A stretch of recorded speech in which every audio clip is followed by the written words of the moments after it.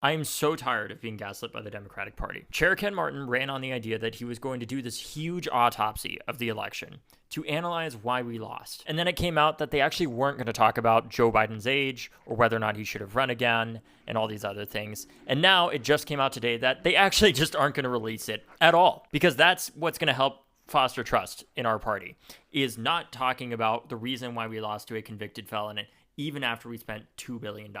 Not talking about the fact that for 3 years, voters told us time and time again, basically for 4 years, that Joe Biden was too old and prices were too high. And that our party's response to that was, no, he's not. And then, yes, he is 107 days before the election. We're not going to talk about that, apparently. And we're not going to talk about the fact that when voters told us the prices were too high, we said, no, it's not. Look at the GDP, look at the S&P. Don't look at your wallet. If you tell voters not to believe their eyeballs or wallets, you're going to lose them. And then on top of that, we're not going to talk about the fact that young people were protesting on their college campuses and many of them stayed home because they were so pissed off about Palestine. We're not going to talk about that. Here's the deal. Our party is not a serious party. It's not. If we can't hold ourselves accountable and have uncomfortable conversations and ensure that we are actually doing what we can to understand why we lost and holding those accountable that are responsible for making us lose, we can't call ourselves a party, because we are just here to keep the same people in power and empower the same special interests and not actually change anything.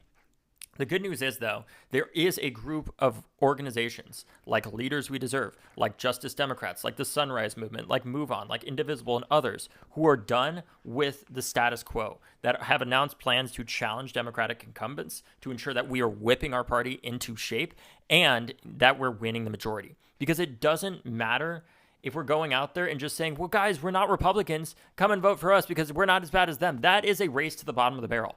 I don't know about you all, but I want us to be a party where we get voters to vote for us because they actually believe in us. That's why Leaders We Deserve is running against Democrats in safe Democratic seats who we feel like are failing to meet the moment, to bring in a new generation of young people that are not younger versions of the current feckless and corrupt people that we have in power, but are actually people with integrity, who don't take corporate money, who don't take support from AIPAC, and are here to stand up and fight for their constituents and not special interests, and build the Democratic Party that we all believe and know that we could be, but currently are not right now.